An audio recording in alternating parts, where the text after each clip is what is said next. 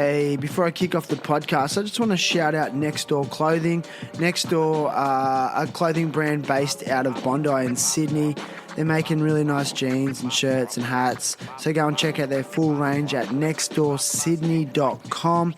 They're also artists, so you can go and check out a range of art. They put on rad parties, and I love what they're doing. So nextdoorsydney.com for the full range. Okay, let's do this. We'll rip in. Clement Otis, Daddy loves you. All right, shout out to our sponsors, Tectonic Coffee. Great company, LA-based, ethically produced, sourced, harvested coffee, organic, super clean caffeine.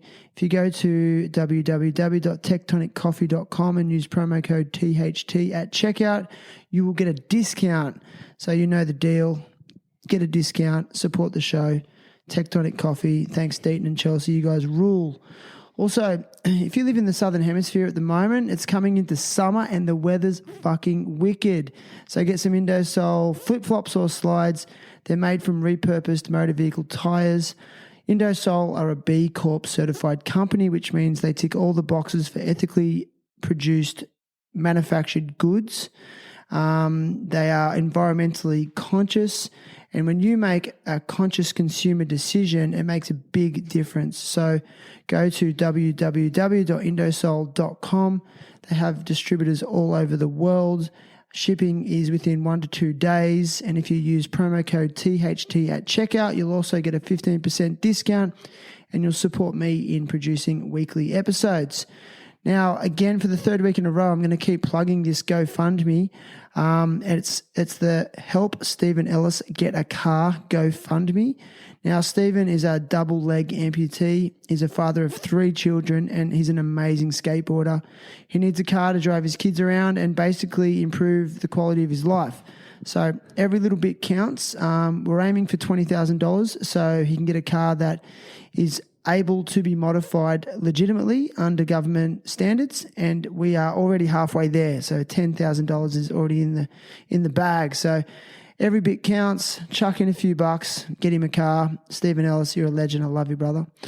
All right, Craig Branch, are you ready, homie? I am, Shan. I'm having a good time. You are. Yeah. I can tell. And we are rolling. Terrible happy talks. Terrible happy talks. Terrible happy talks. Terrible happy talks. Today's guest is Craig Branch. I don't know, I can't stop laughing every time I look at your bald head. Today's guest is Craig Branch. Craig was a previous guest on the show, dating all the way back to episode 24, which by my shit maths calculations is about 49 episodes ago. Who would have thought?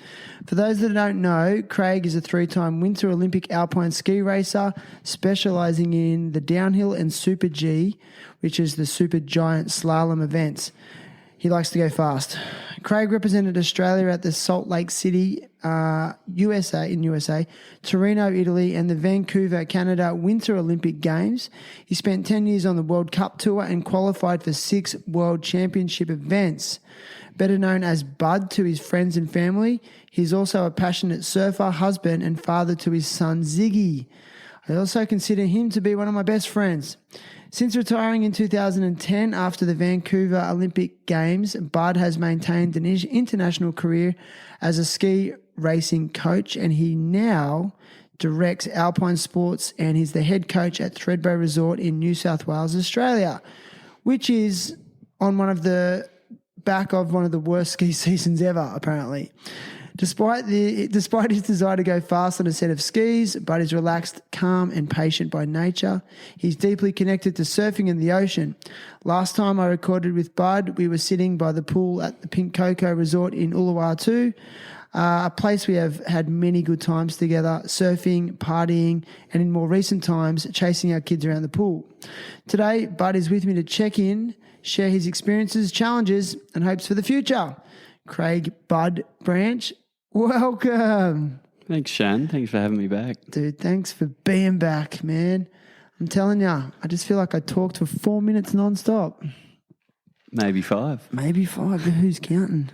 Dude, give me an update. Listen, I just mentioned it in the bio, but I really want to jump straight into the ski season that was or is right now in Australia.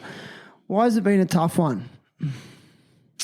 Well, it was tough, obviously, because of COVID and the restrictions. And back in March, April, May, we were all sort of kind of unaware if we were actually going to be able to have a ski season. So pretty thankful that we actually could. You know, the resorts opened and there were restrictions around everything they could do and how they could operate and how many people could be on the mountain and everything. So, but yeah, I mean, thankful that we could actually have a ski season. I think that was it was great for the industry and for people to just get out and be able to go out and ski and enjoy themselves. So when you found out you were able to have a ski season, did everyone cheer? Sorry.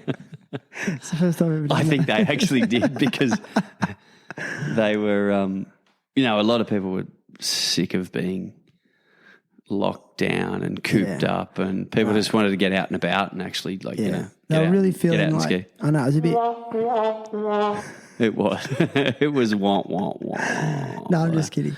Yeah, no, it was, it would have been hard. So, like, going into the going into the season, like, what was the talk in terms of restrictions? Like, was it was on, then it was off, they were going to open the mountain, they're going to close the mountain? Oh, I think there was just a lot of unknowns for quite a long time, you know. Like, when things started kicking off in Australia, I think it was March, maybe mid-March sometime from memory. Things really started escalating through March and later March into April, and it was kind of, you know, it was just super unknown at that time. Everything was new, everything was unknown, everything was, you know, how was it going to play out, what was going to happen in terms of, you know, what we could do in society and like how sort of cooped up or free we were going to be. And, yeah, I mean, I guess the resorts and everyone in Australia was sort of, you know, working through processes of what they were going to do and, you know, tons of different plans of how they were going to operate the resorts and, you know, what restrictions were going to be placed on them. Could they operate under those restrictions? Was it financially viable to even operate? You know, so it was, I think it was months of planning and going back and forth with government and seeing what restrictions might be and having all sorts of plans based on what restrictions were going to be placed on them. So what did it look like in the end?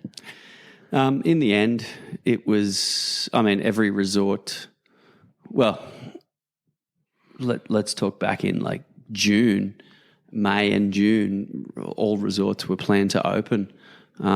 Some resorts had different restrictions based on different things like ticketing and whether they had season passes or whether they didn't, or whether what was going to run in their resorts. Were they going to run ski lessons, programs, what was going to happen in each resort? You know, all that was different, you know, based on each resort's idea around their restrictions themselves. So the big things were social distancing put in lift lines. Yeah, so or the amount of people that were allowed on the mountain per day. So it was kind of, I think it was around 50% of what their capacity might have normally been.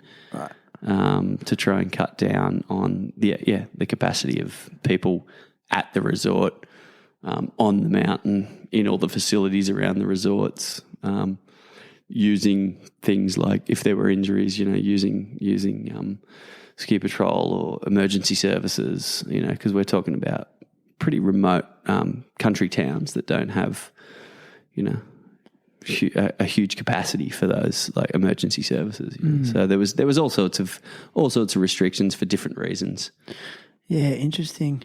I mean, for someone like yourself who's been going down there ever since you were literally a baby, do you really feel like the restrictions that were put in place Did it feel like it improved safety? Or did it just seem like the mountain was the same except there was less people on it? It's hard to say whether it improved safety or not. But yeah, the mountain was good. Once you were up there and you were on the mountain, there was half as many people up there. So the conditions on the hill were great, you know. But yeah, it's hard to say. I mean, I don't know about all the emergency services and what happens in the back end of that. You know, like, you know, how they handle, you know, whether it was a COVID case or it was a broken leg or whatever. It was like, was it taking away from other parts of the emergency services that could have been used?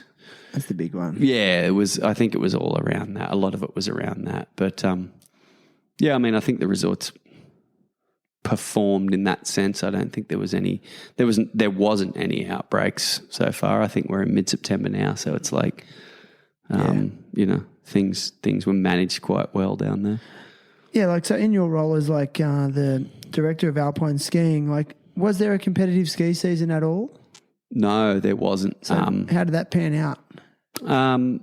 There wasn't. I mean, events none of the ski resorts had any events whatsoever, whether it be competitive ski racing or a snowboard event or whatever the event might be. There was nothing. Right. Not one of the resorts, I believe, had any type of event whatsoever. So events were off the board. Like they were.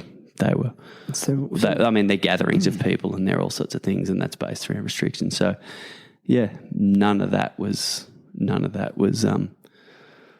able to happen down there this year. So what did you do all day? Did you have to do anything? Like, because you organised those competitions. Yeah, well, we organised. You know, like for example, like where I work, there was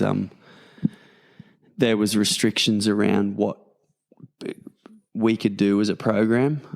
So the resort I work for decided, you know, a big part of it was there's so many international staff that come out and work for these resorts, and not just like all the resorts are in Australia. International staff are a big part of those resorts. So, you know, with that, it made it very challenging for a lot of resorts to actually staff either their ski schools or the programs that are running in terms of, you know, kids programs or race clubs or whatever they might be. Like it was, you know, it made it super challenging to actually staff those programs. So some decisions had to be made around, well, can we actually run the program? Well, no, we don't have enough staff to do it. Yeah. Is there going to be enough interest to do it? That was all unknown at the time, you know. So it was like, So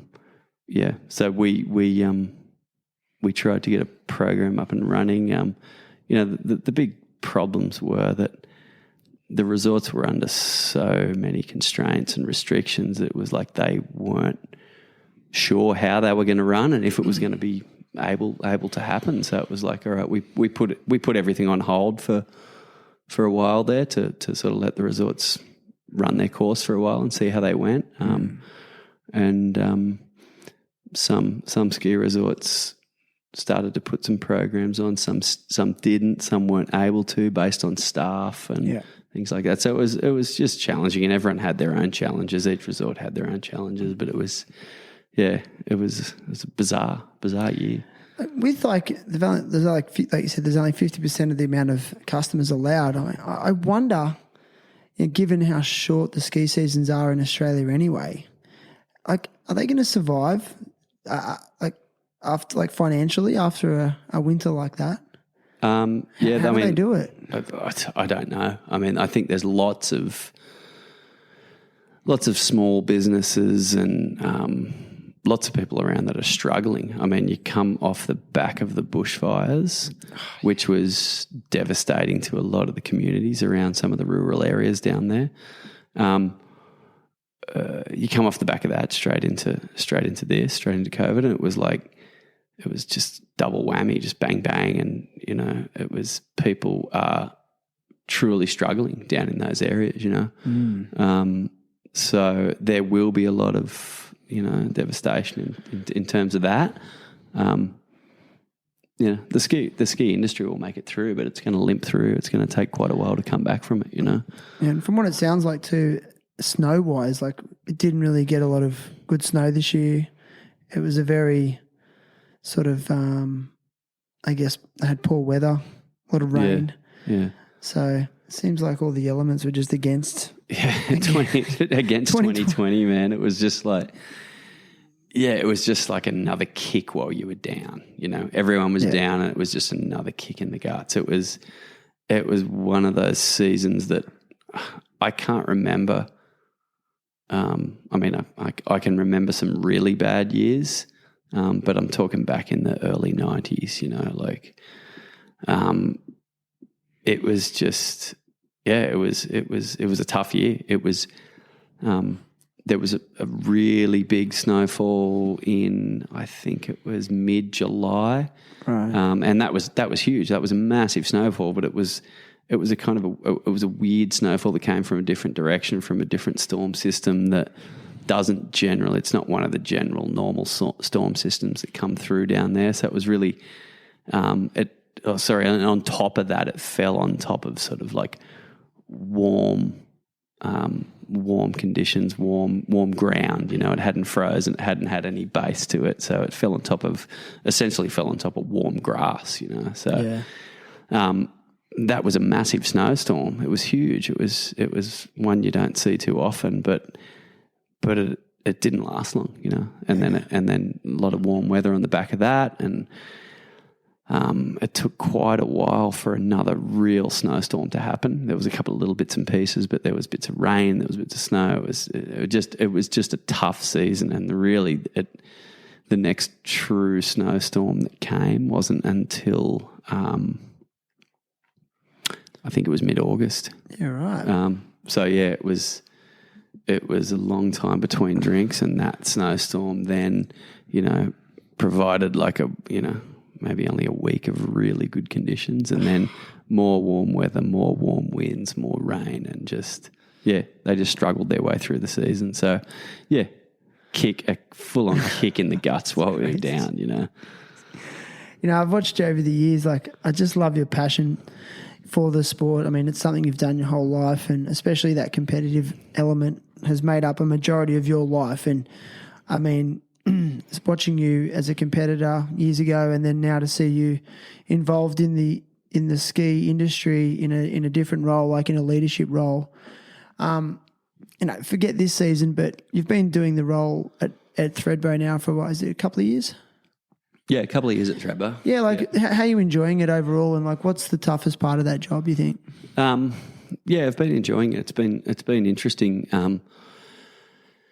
Coming back to kind of where I started as a kid, like I was the 10-year-old kid that joined the race club in Australia, and I progressed all the way through to from that to international travel, to international racing, to racing at a young age overseas, to all the circuits you have to progress through until you get to the World Cup circuit, and until you feel comfortable there, and till you compete there, not just show up, but you actually feel like you belong there and compete there, to World Championships representing Australia, Olympics, and all those types of things, and then moving on to that coaching career at that level, at that highest level, and then stepping all the way back. So it's almost like you've come back to where you started as a coach now, and seeing all those young kids. So it's great. It's you've seen every element of the sport and every level of the sport, and you have a really good understanding of what it takes to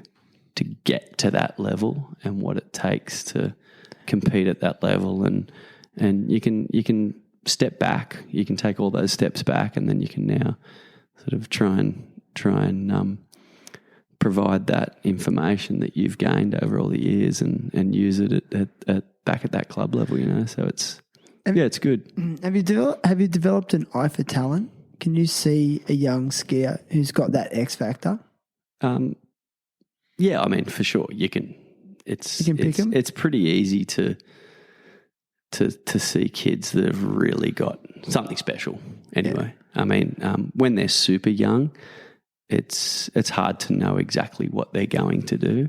The big thing about it is, do they have all the, it's like any sport. Do you have good fundamental skills? If you want to kick a soccer ball, or if you want to play any kind of sport, there's like simple fundamental skills. And then the other thing is like seeing kids that are athletic, and they might not be the greatest skier in the world at the time, but do they play other sports? Do they, are they in the ocean? Do they kick a soccer ball? Do they play footy? Do they swim? Do they, are they gymnasts or what? Whatever it is, it's like that's the super important thing, is that kids are being kids and they're playing all sorts of sports and being super athletic, and that's going to give them one of the biggest opportunities there for sure. Yeah. So you can see kids that are good skiers, but what else do they do? I think that's important.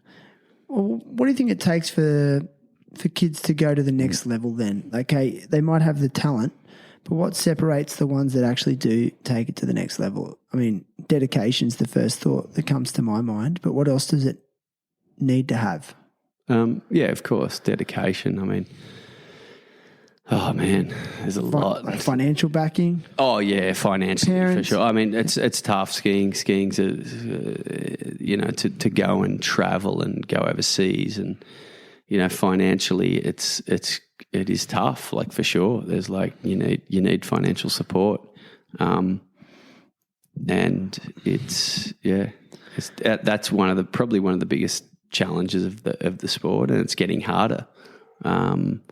Things are getting more expensive. Maybe there's not as many people that want to throw money at it as there was, and dedication is a massive one. And then the further up the tree you get, and the more competitive it gets, and the older you get, it's like one of the biggest things is the sort of the mental side of things. So it's a challenging sport. It's super competitive. It's super tough, and there's a lot of risk involved. So that's sort of where the mental side of it comes in. Like overcoming fear? Yeah, fear for sure. Like Fear of what? Well, there's lots of different types of fear, right? Like fear of everyone talks about fear of failure, but it's probably there's lots of fears, because there's fear of injury. I think that's a massive one. Because you're clocking speed.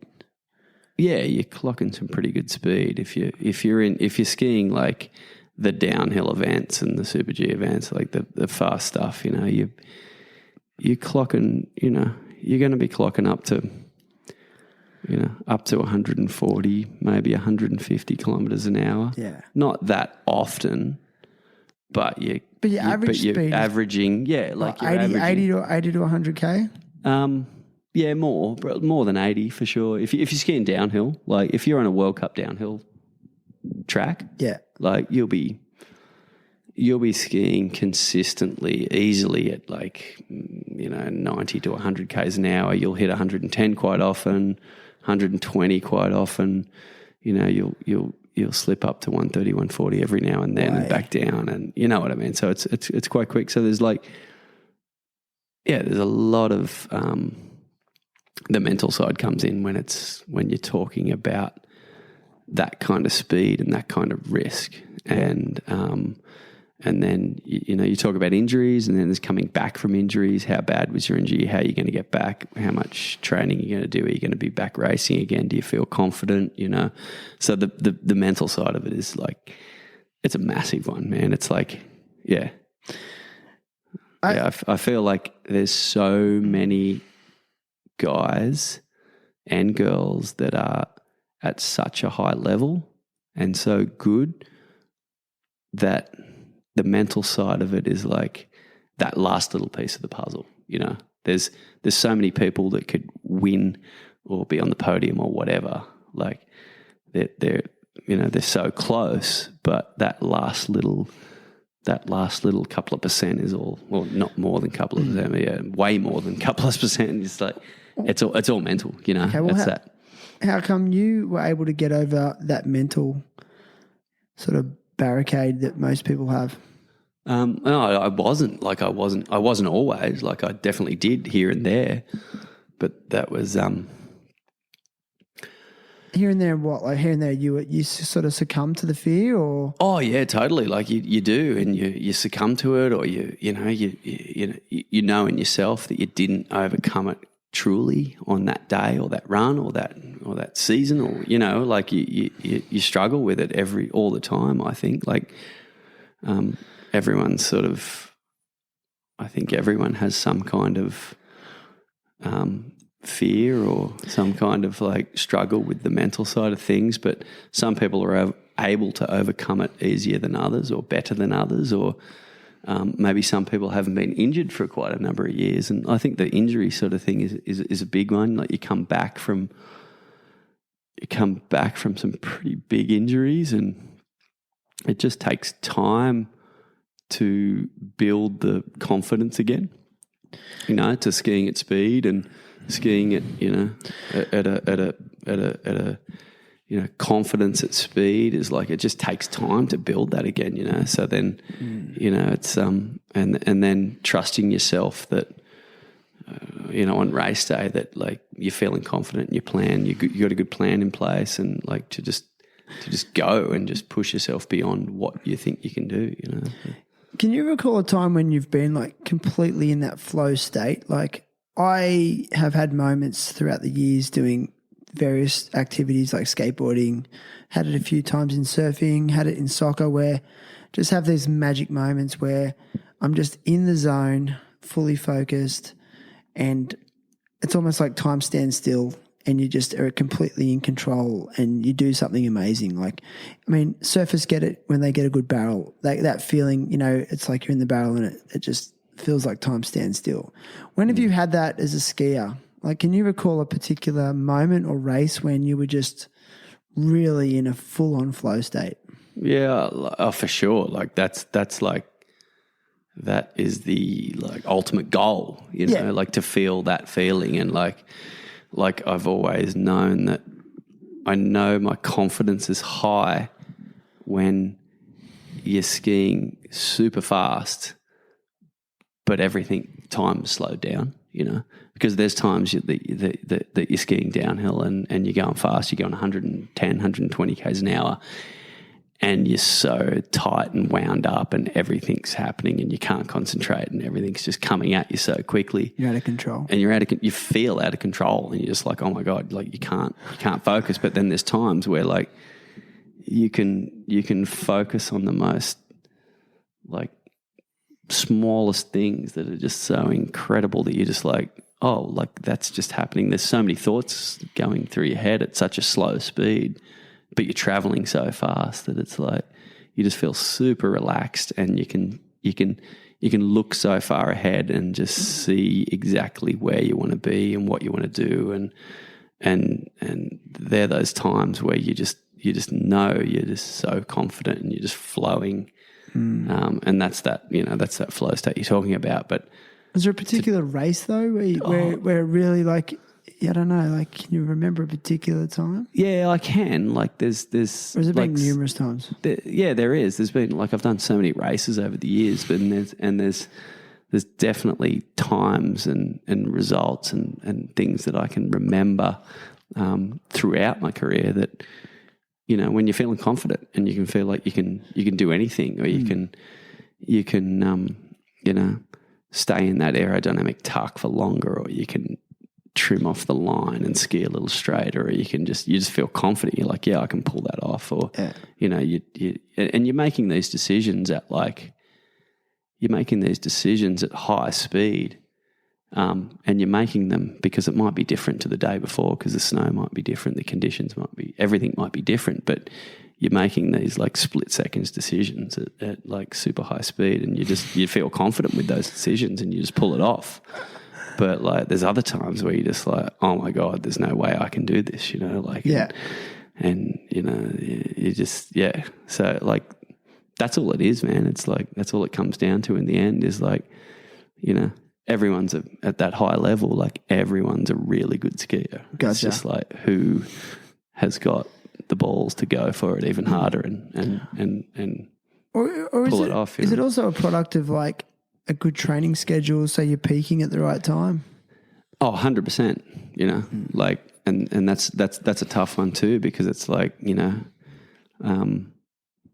you're traveling around the world trying to get the best training you can. And sometimes, like, you know, it's an outdoor sport. It's like, it's the mountains. It's like the just elements don't line up for you. And you could have a shocking, you know, prep season, you know, it could be a you know, bad snow somewhere. Like you might go to New Zealand, there might be no snow. We used to go to Chile quite often, and to look for downhill and Super G training or the speed training, it's like wide open. All the teams go there, and it's like there could be terrible snow there, or it could be like dumping snow, or it could be, you know, horrendous. And so it's like that's a tough one in terms of like your preparation season is like crucial to your whole competition season, you know. So it's like, yeah, everyone's got plans laid out that look fantastic on paper. Yeah. And some seasons can be just a dream run, and you can have awesome training and great prep, and you can come in and you're firing on all cylinders. And so, yeah, totally preparation is key. Yeah. Physical preparation, mental preparation, on snow preparation. It's all, you know, it's all crucial to it. But sometimes it just doesn't line up, you know. And then there's the equipment factor too, right? Yeah, well, there's another like another rabbit hole you can go down, and just that's kind of endless. That is that the equipment side of things. Yeah, that is like a complete. Like, is there an art to waxing skis? Like, do you wax your own skis?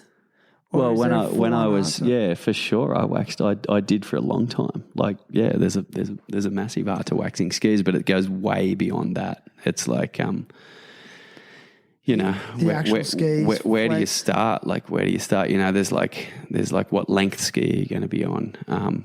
What's the side cut? What's the shape of the ski going to be? Like what's the width?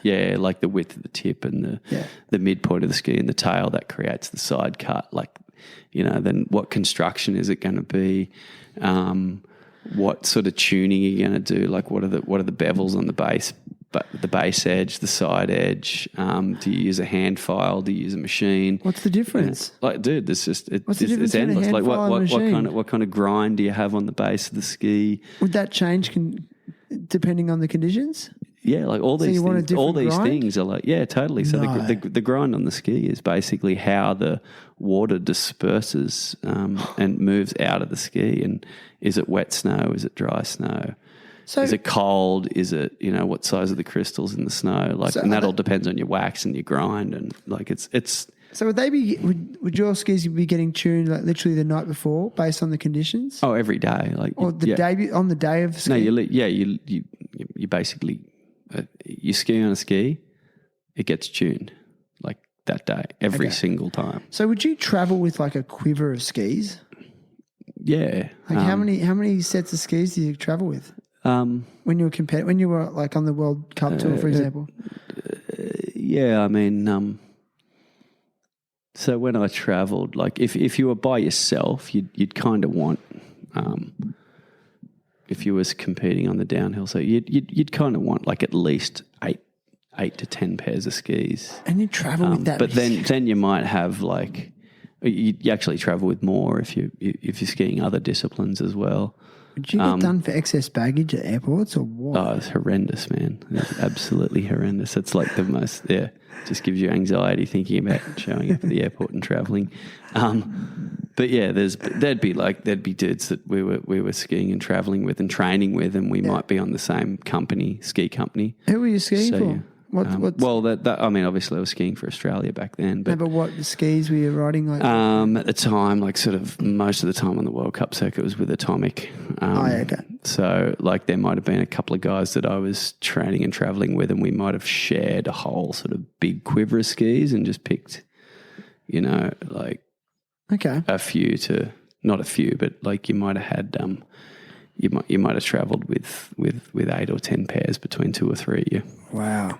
Like, can you honestly get on a set of skis and straight away go, no, look, then this needs to be changed. They're not tuned properly for this. Yeah, totally. Like it's like that's how in touch you become with it. Yeah, you do. You just get used to knowing what you like and what you want. They might be too stiff, or they might be too soft, the way they flex, or the tuning of the edge might be different for the snow. For example, in Colorado, might be super like grippy and compact snow, where as somewhere in Europe might be super icy. You just need a different type of setup. You just need a different type of tuning on the ski or the edge, so you just kind of feel that straight away. And then beyond the skis, then you start talking about boots. Like that's endless as well. Like what's like what flex they are, what plastic they use, what canting you've got. Is it zero? Is it like there's it's just endless. And then you've got, then you can start talking about bindings and the plates on your skis, and what angle your foot is compared to the ski, and what angle your foot's inside your boot. And then you just got like, dude, there's so many elements to it that you could seriously you could blow your head up, just thinking about it. Is it dynamic though for you, or did you have a set way you like things basically tuned for you, or would you change things like boot angle and? I didn't play around a whole heap. I tried to keep it pretty simple. If I found like a boot, for example, I think the boot is the first thing you want to work on. Like you get a boot. That's the boot's the closest thing to your foot, right? So that's like the number one thing to get right.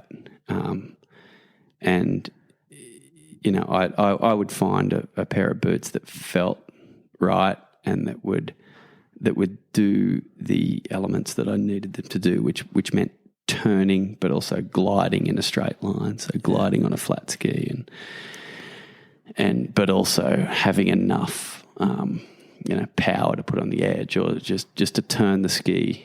So you got to kind of find a mix between the two.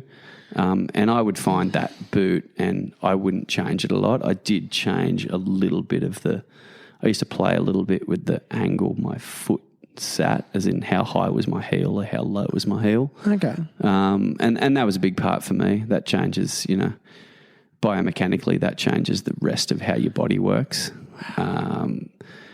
So then that was like, you try and get your boots dialed first, I think, and then from there it's like, what do you do with the skis from there? So it was like, you kind of get to know, generally, the snow in Colorado is very grippy and aggressive, and, you need to sort of tweak a few things there. And then you get to Europe and it's generally mostly, fairly similar. But yeah, there's people that are equipment nuts that just do crazy amounts of like constantly tweaking stuff, and there's dudes that just don't do anything. So it's interesting, and it's funny because I'm assuming it's a confidence game too. I think for some people, if they know their equipment's right, it's got to be a confidence boost as well. I don't know. 100%. Yeah. Do you miss the competitive skiing? Yeah, I do. Like it's been a while now. Like it's 10 years now. And you miss it? Yeah, definitely. I do miss. I definitely miss parts of it. I definitely miss pushing yourself.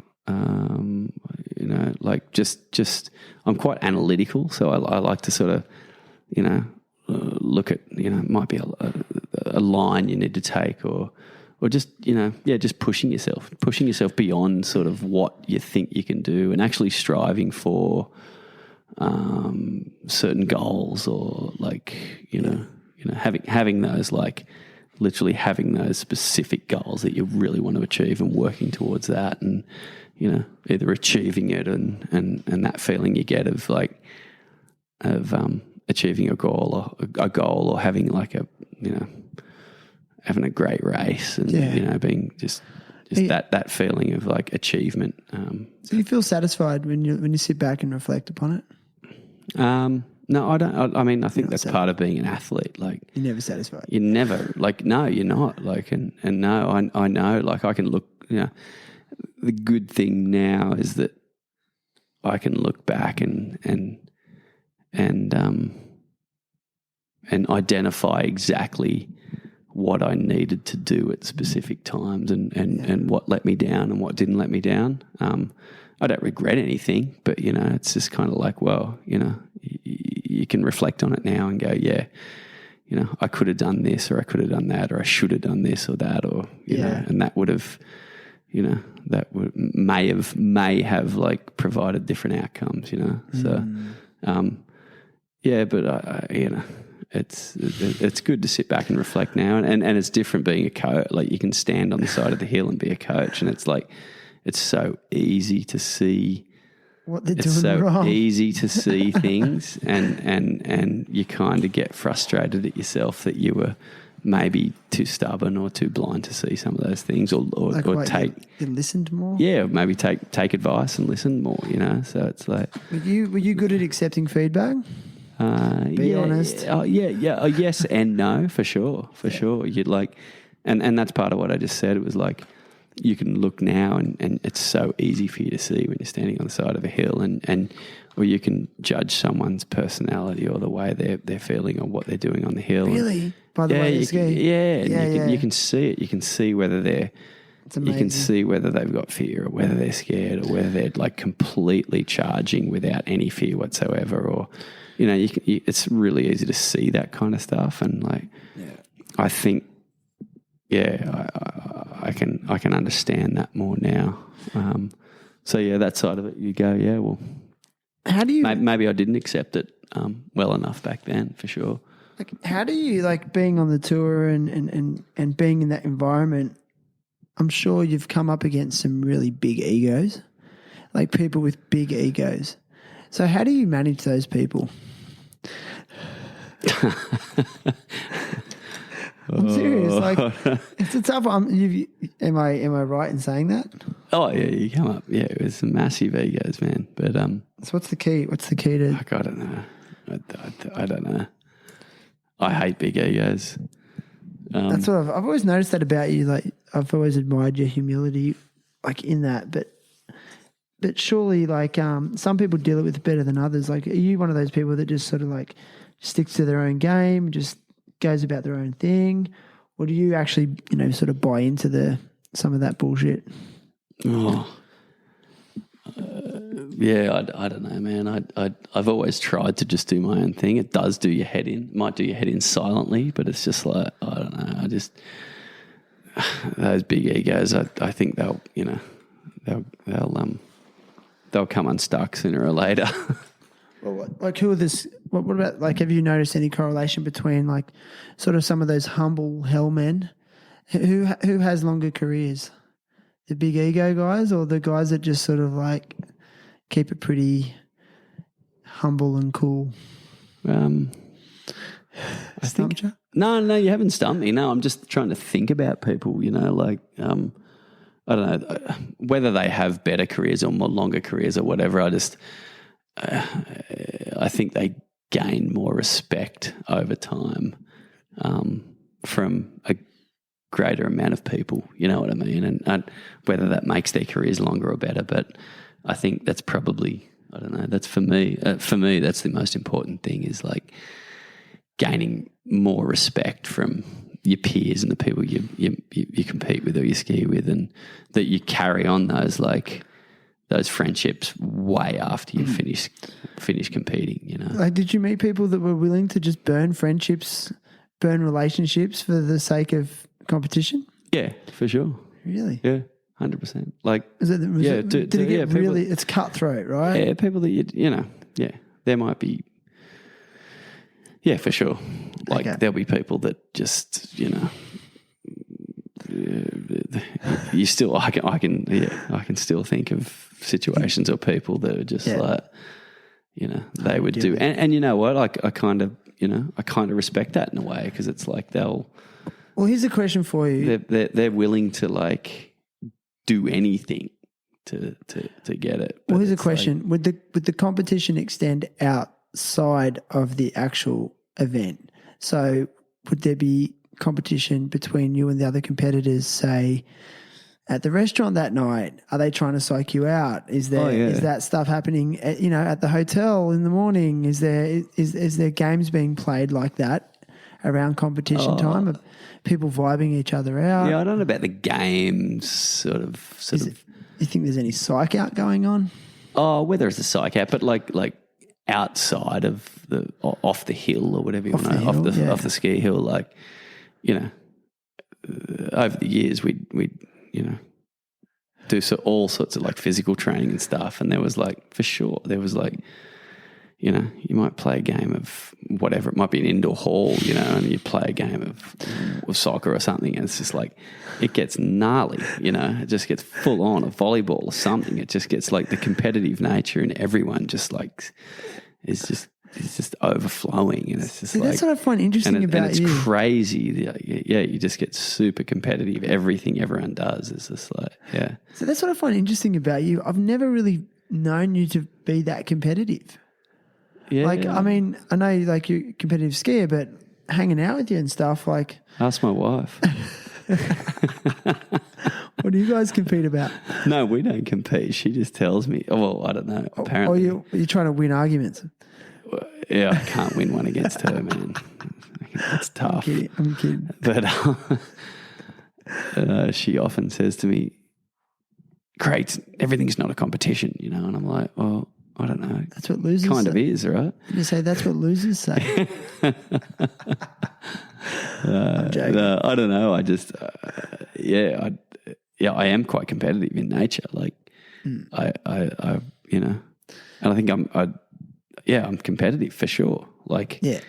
Even though like you might come across as mellow or whatever, but like I definitely get competitive, and I definitely want to do stuff well, or like do stuff fast or good, or like to my highest level, or like and I don't know. There's things outside now that I can't ski race anymore. I don't have like a closed off hill for 3 kilometers that you can go as fast as you want and test yourself down a mountain to see how fast you can actually go, or So I don't know. You try to find it in other ways now, and I definitely do that in a couple of other sports.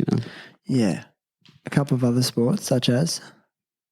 Well, I mean, not so much surfing. Surfing's not really like for me, like competitive, but it is if you want position in the lineup. Yeah, that's competitive. that's for sure. Yeah, actually, you can make your way around a lineup. That's really competitive. Hey? You're good at that. In Bali. I've seen you do that. Yeah. I'm actually impressed. Like, I don't have that confidence sometimes that you have, where you'll happily just crowded lineup, just turn and go.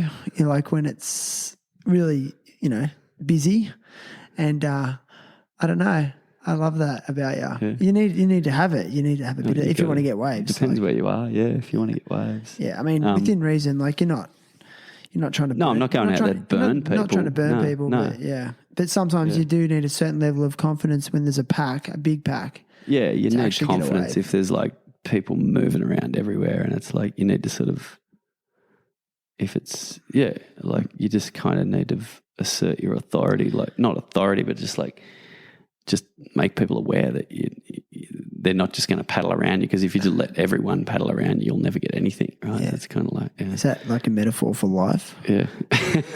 Potentially, yeah. But then with mountain biking and stuff as well, like I love mountain biking, and I find that's like pretty similar in a way to like skiing downhill and fast downhill. Like you're looking for... You're trying to go, well, I'm trying to go as fast as I can, and like, not always as fast as I can, but like you're just looking at the terrain, and you're looking at jumps and you're looking at lines down a hill, and like, you're flowing and you're moving, and you're kind of testing yourself how fast you can go down there. And so that's super fun, and it keeps you fit, and it's like, I don't know, I love it. I love just like, I go mountain biking. I love mountain biking down at Thredbo on the mountain there, and picking lines, and like then you'll do a run and you're like you knew kind of where you blew at the last run. You try and like fix that the next run and like learn the whole, you know, it might be 8 minutes of track, and you kind of learn every turn and rock and bit of terrain that you can gain speed or go faster. Or it's kind of fun, man. I love it. Yeah, it's sick. Yeah, like does it feel like mountain bike riding must feel kind of slow for you though compared to the speeds you used to? Not always. No? Like, does it still give you the same adrenaline hit? Sometimes? Sometimes for sure, when you're out of control and you're just like, oh my God. Look, I'm not any pro or anything, but it's like, it's fun. That's why I like it, because it's like, you know, it's a new challenge, and it's like, you know, you might not be going as quick, but like it's all relevant, right? You're like, your skill level is way lower. Yeah. So, you know, it's kind of relevant because your skill level's lower. So you get scared more easy, and you're just kind of like, but yeah, it's fun just trying to overcome that and like trying to keep hammering down the hill. And see, I like it. I admire it, but I'm just not, I'm not used to going forward. Like I need to be sideways. It's weird. Like, yeah, that's why I like skiing. I do admire skiing and mountain bike riding, but just that motion of having my both shoulders and hips facing down the mountain. I know, I just really struggle with it. Like I need to be. Because you're a skater, man. Standing sideways, looking sideways. Yeah, but like over the course of your life, man, like, you know, growing up, you've led quite a disciplined life. You've sort of had to, I guess, like all elite athletes need to, but now that you're sort of, you know, you've hit that stride of, you know, like, you know, you're working, family, how do you think that discipline's transferred into your current life? In a good or a bad way? Well, Sarah wants to know. Here's my wife poking her head in at just the perfect opportunity here, and I think she would say that it's horrendous. Why? Are you? Would you say you're like anal? Yeah, for sure. Like, I think. And I'm serious here. No. I'm serious. Like my like.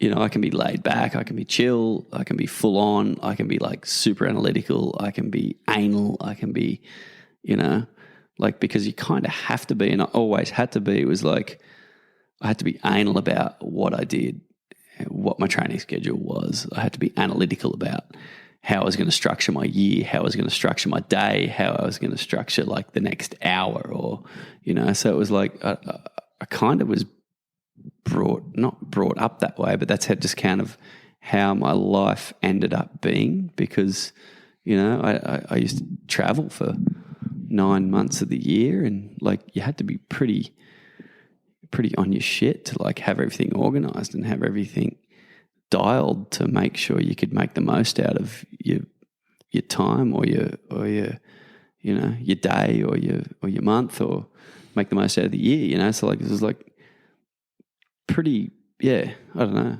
I look at it now and I'm like, sometimes I piss myself off because I'm like too analytical, and I'm like, just chill. Like, I don't need to analyze how best I'm going to walk to the fridge and open a beer. Yeah. No, you know what I mean? Like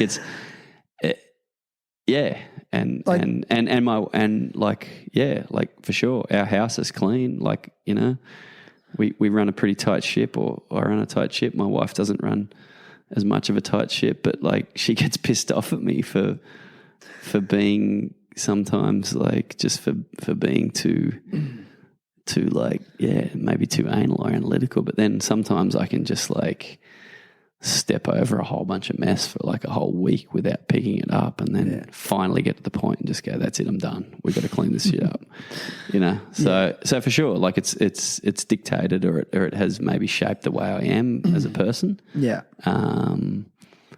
But you know, I am aware of it, you know?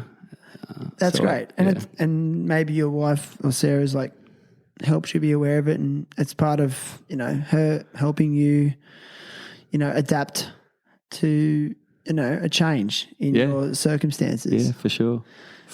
And look, there's good parts to it, but there's also, you know, bad parts to that. It's just like, you know, Sometimes you just need to like let go of all that and let it roll and let it chill.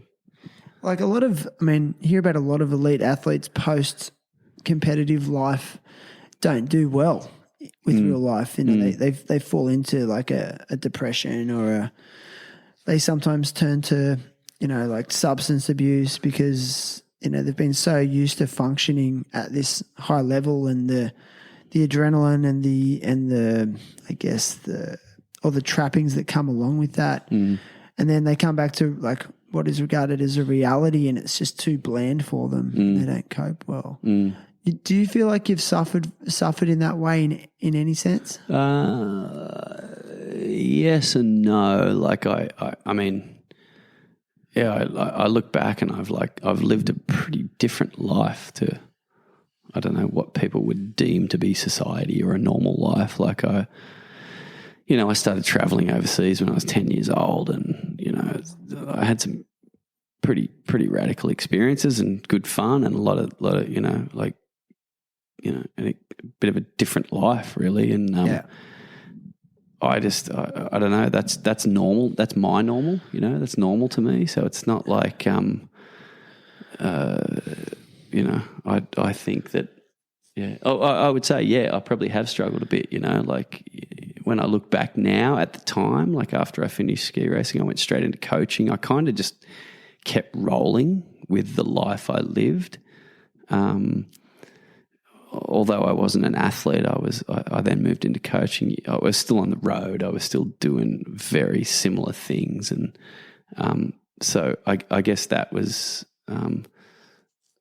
something that, you know, had I have just stopped and gone to a 9-to-5 job, for example, I think I really would have suffered for sure. Like, and I don't think, and I really don't think I can ever do that. Like,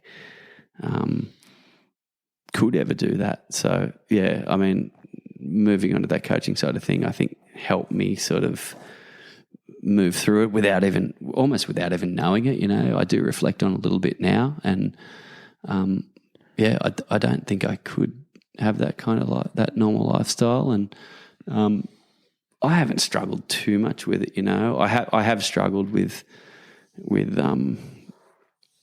just trying to maintain the kind of lifestyle I want to live and just trying to find work and jobs around that. Just because I don't think I could live a different life to what I have. You know? So, but yeah, like being an athlete, you sort of, I definitely do remember that first, you know, little while after I finished skiing was like, that was like when people asked me, what do you do? It was like, oh shit, what do I say? Like, you know, because that was your identity. I hate that question. You know, that was my identity. I was like, oh yeah, I know I compete as a skier or something. Yeah. You know, like that was sort of my answer. It was like, but then it was like, well, no, I don't do that anymore. But what am I, or who am I? So that was, you know, it was pretty tough. And like, yeah, you don't have a lot of help through that sort of stuff sometimes. So it's tricky. It is pretty tricky, but you know, I managed. I sort of navigated my way through it, and you know, I feel fine about it all now. But yeah, I do look back and realize more now that I actually had some more challenging times with that sort of stuff than I actually thought at the time. Yeah.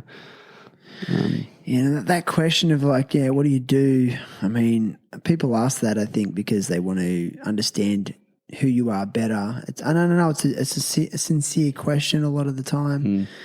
I struggle with it because, yeah, we all often hang our sense of personal identity on what we do. Yeah. But it doesn't actually really mean who we are. You know? Yeah. I don't know. It's a tricky one. So. Yeah, it is, because it doesn't really reflect. Definitely doesn't reflect who you are as a person. It doesn't, man. So yeah, it's not always easy to, when someone asks you what you do. What you do. Yeah, it's like, yeah, well, that's not who I am. Yeah. Essentially, it's because like you could go, I'm a professional skier, but really, like, people that know who you are, you're so much more than that. You're a surfer as well, and you're a husband and a father, but you're also someone who likes to drink beer on the weekends, or like, you know what I mean? Like, you know what I mean? Like, you're so much more than that. And I always like that. yeah. I've noticed. I don't want to say anything. While I was an athlete. You know, we weren't track athletics, you know. Right. We There liked was to have partying. fun. There was partying on tour, wasn't there? Oh, for sure, dude. Yeah. Where was your favourite town? Everything we did was like, you know, you kind of do everything to the extreme.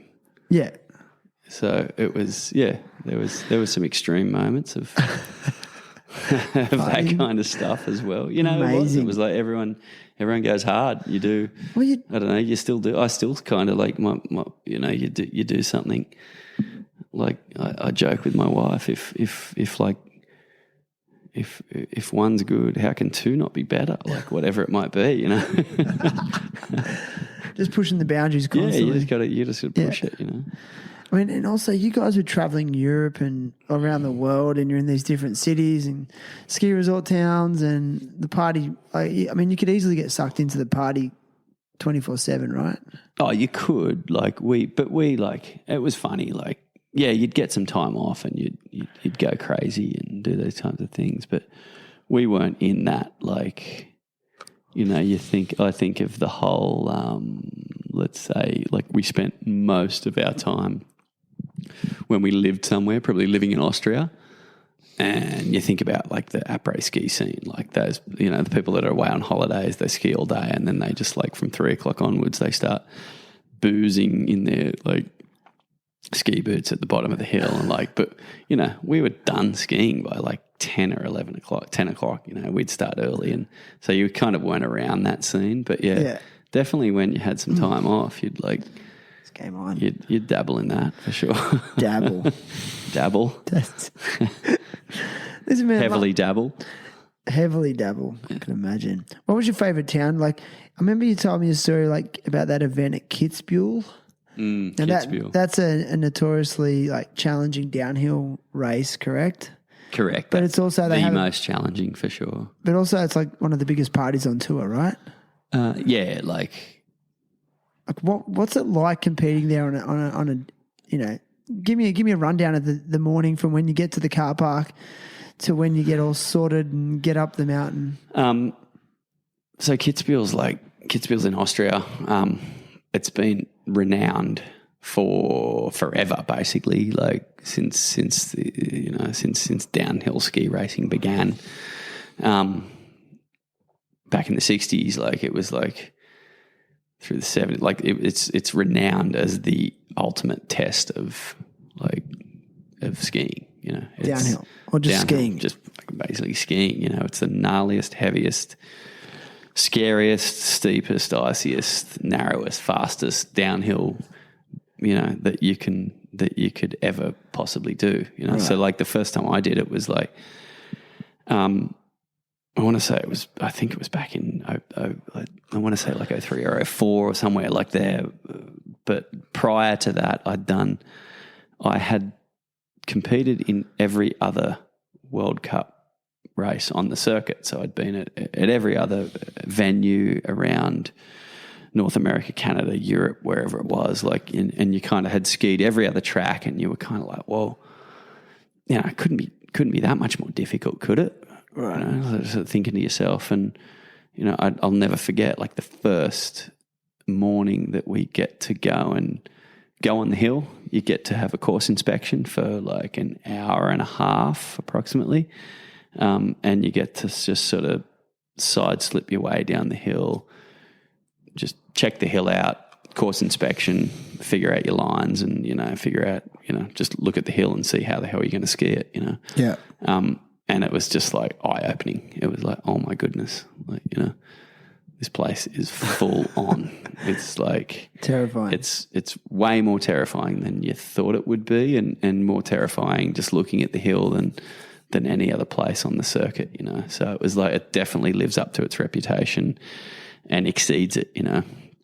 And yeah, I'll never ever forget that, like that first day and standing in the start gate and having to like push out of that start gate, which is like like you're up to 60 or 70 k's an hour within 3 or 4 seconds.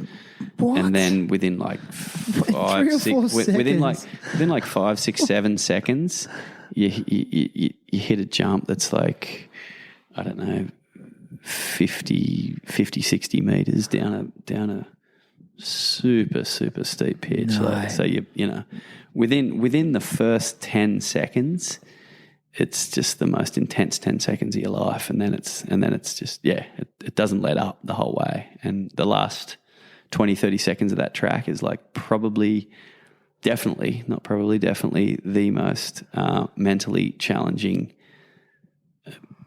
turns and section of any downhill on the whole World Cup circuit. So It's like, and then you come into that finish area there, and there might be 100,000 people that have been there since 6 a.m. drinking beer and glühwein and just booze to the hilt. Like that place is like nothing else you've ever seen. The amount of spectators that roll into that place is it's like nothing you've ever seen. Because it's the national sport over there, really.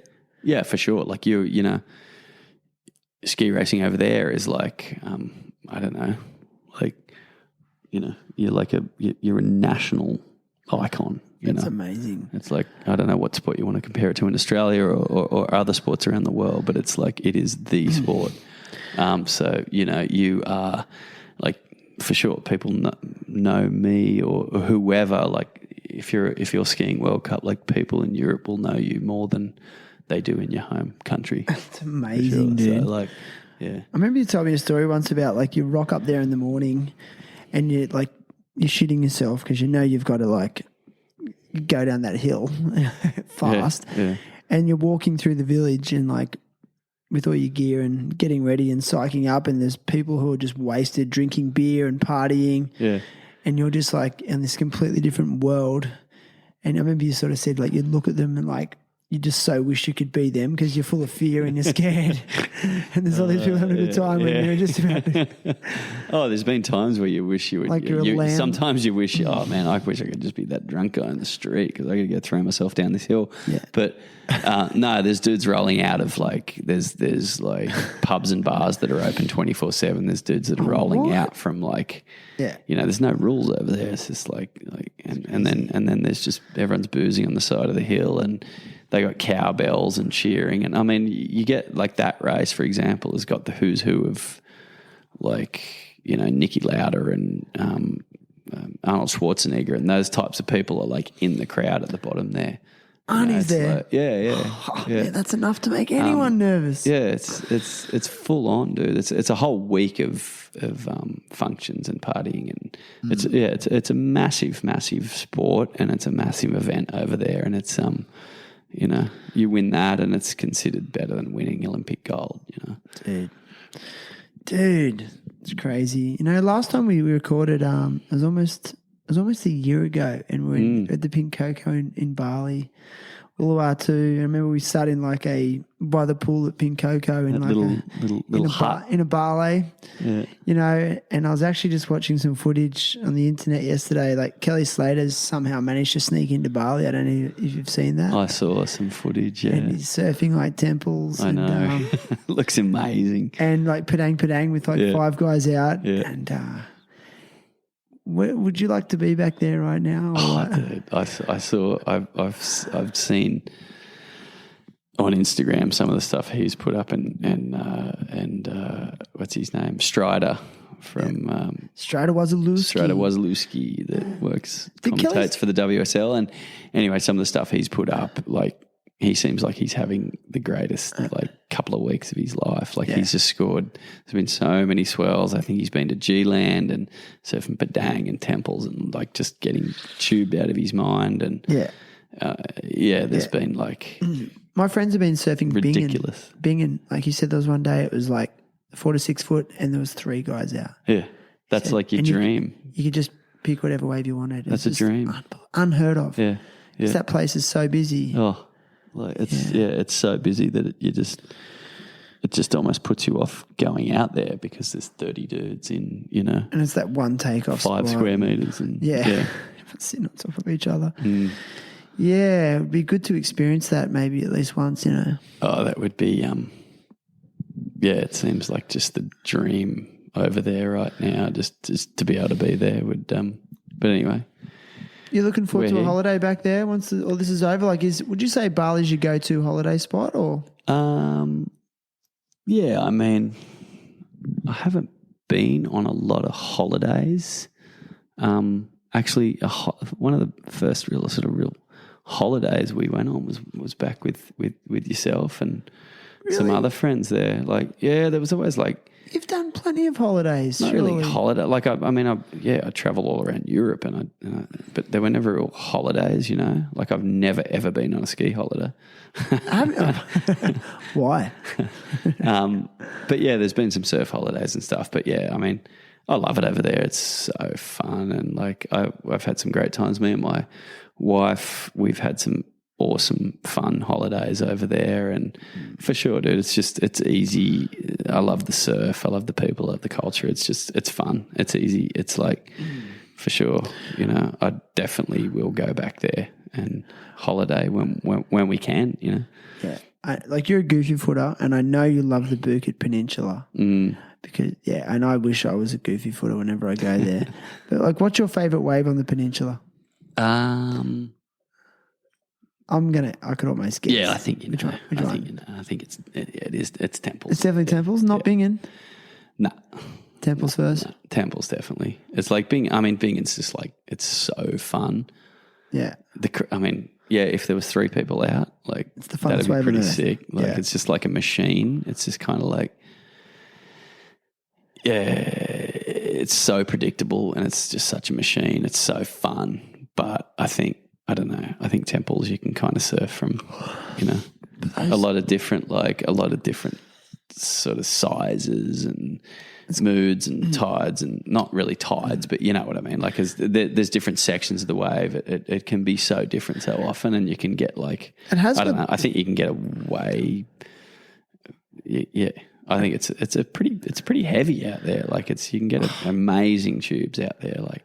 It has got a lot of different personalities, Temples. Like there's been times like I've surfed it when it's a bit bigger and it's just a big wally sort of left-hander, no barrel section on. But then like it can sometimes like depending on the direction and the tide, some of those Temples double ups are just as heavy as you could ever ask for. Those proper double ups. Yeah, the proper double ups when the swell period's long and the direction's right, and they come in and they sort of hit the bomby, and then they kind of come in and bend a bit and double up, and terrifying. Yeah, they're good fun. Like if you're in the right spot, but fun for you. Those things scary. Oh yeah, like, I don't know. No. Like it's definitely can be pretty scary out there, but like you can get the wave of your life out there. Like, I just got this theory that surfers from Cronulla just are born to ride slabs. Like they just know how to ride slabs. It's everyone I know from Cronulla is good at slab riding. There's a couple around here to hone your skills on. There's a few, yeah. A couple to hone your skills on. So listen, one last question I want to ask you is I know you've been getting right up into, like I'm almost embarrassed to ask you this, but I'm going to ask it like, no, I'm not. You're not going to ask? Or no, I'm going to ask, but like I'm embarrassed for you. Like the stand-up sup foiling. Yeah. Like, what are you embarrassed about? Not embarrassed about it, but it is unique. Like, what's going on there? So, like, can you describe to us what a foil surfboard is for those that don't know? Well, yeah, the hydrofoils. Like, hydrofoil. Obviously, they.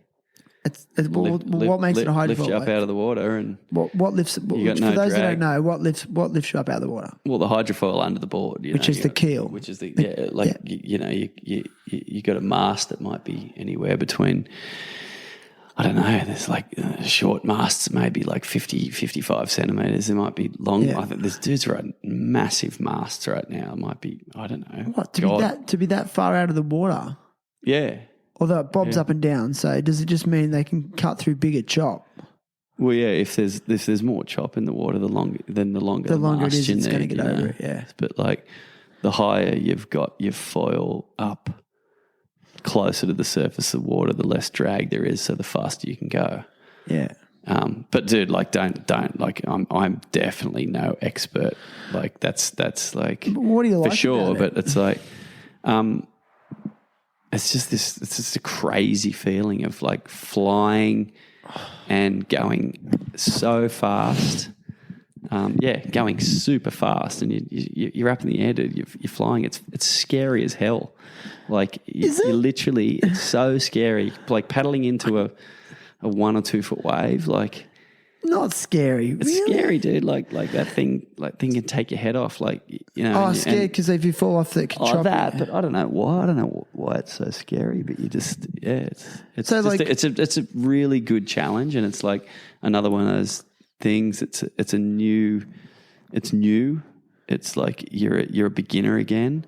So like the learning curve is like, it's tough. Like it's a challenge, and you're trying to figure it out, and you're trying to like analyze what's how you do it and how you can do it better, and what's the right equipment, and so like like I'm still for sure learning, but like definitely having fun doing it. Like the other thing is like you can.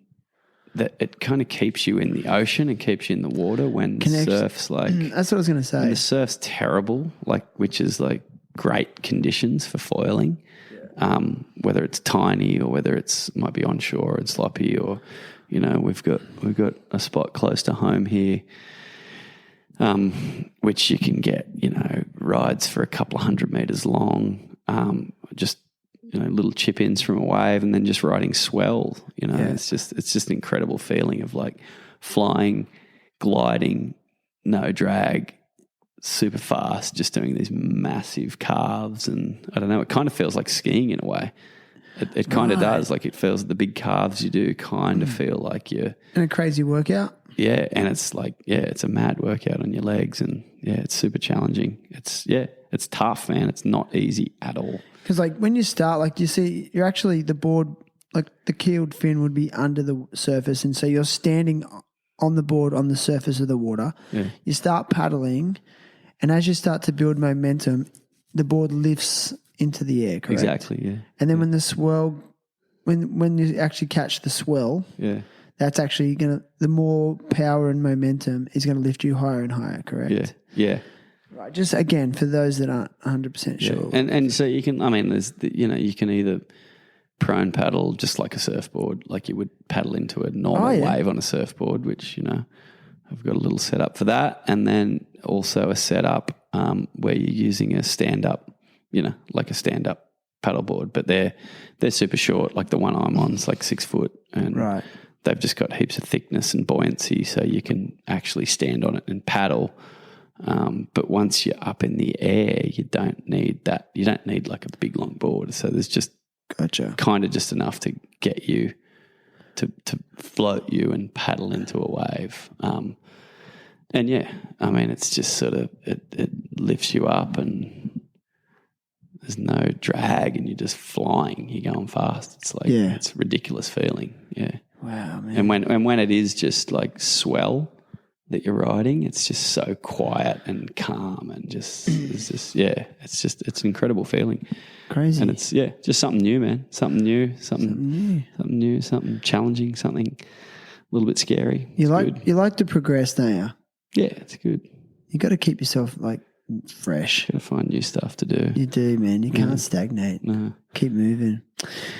Yeah, man. Well, listen, dude, it's been epic. It's been an hour and 17 minutes of ski talk. Yeah. Say goodbye, winter. Spring's here. Yeah, man. It's like I'm psyched. I was down there the other day in the mountains, and I was driving away, and it's probably going to be the last time I'm there while there's snow there, and it was 22 degrees down in Jindabyne, in the base town there, and I was like, wow. That's all over. It was like disappearing so quickly. Literally before your eyes, there was like 2-3 days where it just vanished. Before we know it, they'll be building the mountain bike trails down there, and we'll be down there flowing some mountain bike trails. It's a great lifestyle, man. It's a great lifestyle. Now, listen, man, I ask all guests to come with photos. What was that sound, mate? Listen, I ask all guests to come with a cause that they support or advocate for. And is there anything is there a charity or is there an organisation or a social sort of enterprise that you might want to advocate or support? Or even an idea. And if you don't have one, that's fine, because I'm going to actually plug a few that I want to support right now. I don't specifically have one for sure. Like I didn't. Well, I'm gonna put in your show notes, if you don't mind. I'm gonna put a few this time. Yeah, so yeah. I really want to put in the Project Nazi GoFundMe. So I'm sure you'll support that one, Buttos. It's a GoFundMe, and they are raising money to feed people in Bali who are struggling due to the restrictions associated with COVID-19, and specifically the local Balinese who have been heavily affected with the loss of tourism in the country. So Project Nazi GoFundMe, and donate some money, and big shout out to Sam Mahoney who got that started. And I think they've raised something like $80,000, and they've fed literally half of the island. It's the most crazy initiative. People have really got behind it. So chuck in a few dollars for that. I also want to advocate for the Bali Street Mums, and they are a social justice charity who are supporting women who are homeless on the streets of Bali with children, and also they're trying to end sex trafficking in Southeast Asia. So it's a really good one to get behind. And once again, I'll plug for Stephen Ellis's help Stephen Ellis get a car. Again, man, I just can't wait to see that dude rolling in a car with his kids. So we're trying to get 20 grand up. So he's got 10 grand up. So just chuck in a few bucks. Go to GoFundMe. It's just so easy. And the last one is I'm going to advocate for myself. So if you want to help me continue to produce weekly episodes, like I haven't missed an episode in 73 weeks since I started. So you can actually buy me a coffee. So on terriblehappytalks.com, there's a button down the bottom, and it's called Buy Me a Coffee. And you click on that, and you can choose how many coffees you want to buy me. It's a good little way of donating, as opposed to just give me cash. Because I want cash. I don't want just cash. But some support would be great. And now listen, Buttos. Big thanks to Indosol. We've got a little present for you today. Really? Yeah. Sick. It's not actually here though. Okay. But the Australian distributor of Indosol will be sending you a pair of flip-flops or slides as an appreciation for being on the show. Perfect, dude. I know. My flip-flops broke yesterday, No shit. believe it or not. And it's just in time for summer. Yeah. And I just got a DM from Dan Mann yesterday. He just got his in the mail, and he's just like super stoked. And I'm like, but dude, it's going into winter over there. You're not going to wear it's like flip-flops and socks, dude. It's always good. And the last thing is, and I give these to all guests, I have the Terrible Happy Talks Circle logo sticker. Sick. And that's only for people that have been on the show. So you've been on twice. So did I give you a sticker last time? No, I need two, man. I owe you 2 stickers. So there's only 73 of those stickers around, so you get one of those, my brother. 74 now? 73. You're 73. Oh, true. I've been on twice. So I should have got you on a 77. Yeah. Maybe we'll get you back on. Nah, man. But that's it. So thanks. Thanks, Shan. Thanks for having me on again. Thanks for being on, Buttos, man. I love you. And let's go have like a little cup of tea. Yeah. Staying at your house tonight. Yeah. Yes. Ew.